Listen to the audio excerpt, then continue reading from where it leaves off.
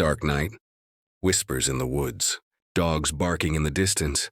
At the front of the line walks Harriet Tubman, small in stature but fierce as steel. She carries no crown, only courage. And a pistol. Tonight, freedom is worth the risk of death. Harriet Tubman was born into the brutal world of slavery in Maryland. Around the early 1820s, from the very beginning, her life was marked by hardship, cruelty, and unimaginable suffering. As a child, she was hired out to work for different masters, often beaten for the smallest mistakes. The abuse left scars not only on her body, but also deep within her spirit. One incident, however, would change the course of her life forever. While still young, she was struck in the head with a heavy iron weight thrown by an overseer. The injury nearly killed her and left her with lifelong seizures, sudden blackouts, and vivid visions. Yet Harriet did not see these visions as a curse. Instead, she believed they were messages from God, a divine calling that guided her decisions and strengthened her resolve. This unshakable faith became the foundation of her destiny. As she grew older, Harriet's determination to be free burned brighter. In 1849, after years of suffering under the yoke of slavery, she made the daring choice to escape. Traveling mostly by night and following the North Star, she pushed through forests, swamps, and treacherous terrain. Every sound of a snapping twig or barking dog could mean capture, yet she pressed on. Finally, she crossed into Pennsylvania and reached the city of Philadelphia, where she tasted freedom for the first time. But Harriet was not content to remain safe, while her family and others she loved remained in chains. Freedom to her was not complete unless she could share it with others. Instead of settling into her new life, she vowed to return, again and again, to lead more enslaved men, women, and children to liberty. This decision marked the beginning of her extraordinary journey, not just as an escapee, but as a liberator, a woman destined to become one of history's greatest freedom fighters. When Harriet Tubman returned to the South after her own escape, she entered a world more dangerous than ever. Every step she took risked capture, torture, or death. Yet she was not deterred. With cunning, faith, and unmatched bravery, she began to build what would become a lifeline for enslaved people, desperate for freedom. The Underground Railroad. This was not a real railroad, of course, but a hidden network of safe houses, barns, and sympathetic allies who risked their lives to shelter fugitives along the way. By night, Harriet guided groups of men, women, and children through thick forests, across swamps, and along riverbanks. She knew how to move silently in the darkness, when to rest and when to push forward. The North Star became her compass, and whispers carried from one safe house to another marked the trail to freedom. But Harriet did not travel unarmed. At her side, tucked beneath her shawl, was a pistol. It was a weapon that served two purposes, one of defense and one of resolve. Slave catchers, driven by reward money, prowled the woods with dogs and lanterns, hunting her down. If they caught up, Harriet was ready to defend those in her care. Yet the pistol also carried a heavier burden. It was a symbol of discipline. The journey north was long, exhausting, and terrifying. Fear made some want to turn back, and returning meant death for all who traveled. Harriet, knowing the cost of hesitation, would lift the pistol and remind them with words that became legend. "You'll be free or die." It was not cruelty, but necessity. For Harriet, there was no turning back, no surrender.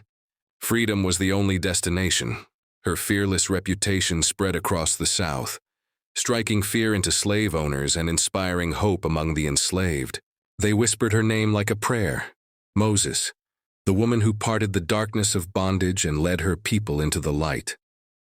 The night was Harriet Tubman's greatest ally, and under its cover she carried out some of the most daring rescue missions in American history.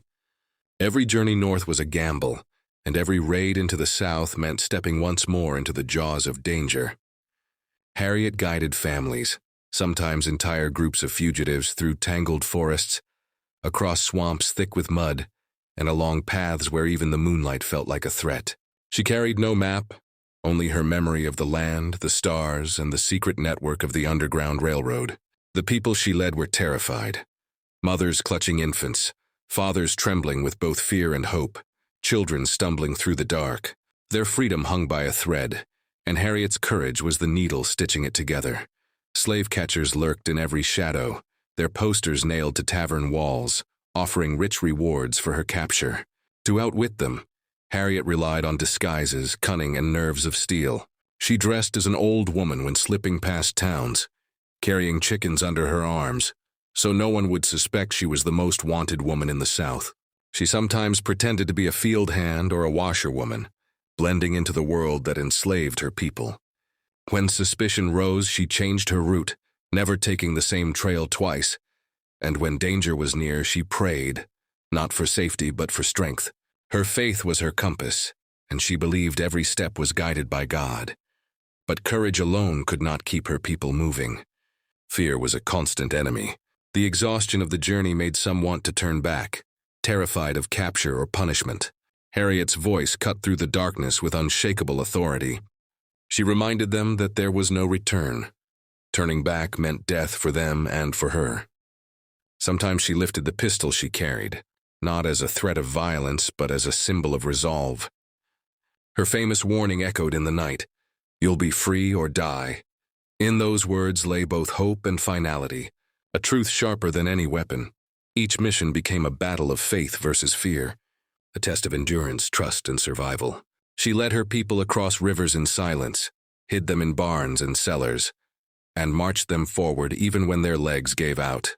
The miracle was not only that she never lost a passenger, but that she returned again and again, each time risking everything for others. To those she rescued, she was not just a guide but a savior, proof that freedom was possible, and that one woman's bravery could dismantle the chains of hundreds. Harriet's midnight raids were more than rescues. They were acts of war against the institution of slavery, carried out by a woman who refused to bow to fear. When the Civil War erupted in 1861, Harriet Tubman saw it not only as a national conflict, but as the ultimate battleground for freedom. She offered her service to the Union Army, stepping into roles that few women, and no formerly enslaved woman, had ever taken before. At first, she worked as a nurse, tending to the sick and wounded soldiers in makeshift camps, her hands steady even as disease and death spread around her. She treated men with herbal remedies she had learned in her youth, her compassion earning her the respect of hardened soldiers who came to trust her skill. But Harriet was never meant to remain on the sidelines. Soon she was called to serve as a scout and a spy, slipping behind enemy lines, gathering intelligence and guiding Union troops through hostile territory. Her knowledge of secret paths, river crossings, and the terrain of the South made her an invaluable weapon in the fight against slavery. Her most legendary act came in June 1863, during the Combahee River Raid. Leading a group of Union gunboats deep into Confederate-controlled South Carolina, Harriet became the first woman in U.S. history to command an armed military expedition. She guided the soldiers upriver to plantations, where hundreds of enslaved men, women, and children were waiting in terror. At Harriet's signal, Union troops stormed the estates, setting fire to buildings and driving off Confederate forces. As gunfire echoed across the water, freedom was carried on the tide. More than 700 enslaved people seized that moment, running toward the boats and toward Harriet, who stood among them not just as a liberator but as a commander. The night history was made. Not only had she freed hundreds in a single blow, but she had proven that a woman could lead men in battle. Even after the war ended, Harriet Tubman's fight for justice did not cease. She returned to Auburn, New York, where she built a home for her family and worked tirelessly for the rights of others. She became a fierce advocate for women's suffrage, speaking on stages beside great leaders, reminding the nation that freedom must be for all. Poverty marked her later years, but her spirit never faltered. In 1913, at the age of about 90, Harriet Tubman passed away, surrounded by loved ones. Her final words were said to be, "I go to prepare a place for you." She was laid to rest with military honors, remembered by generations as the Moses of her people.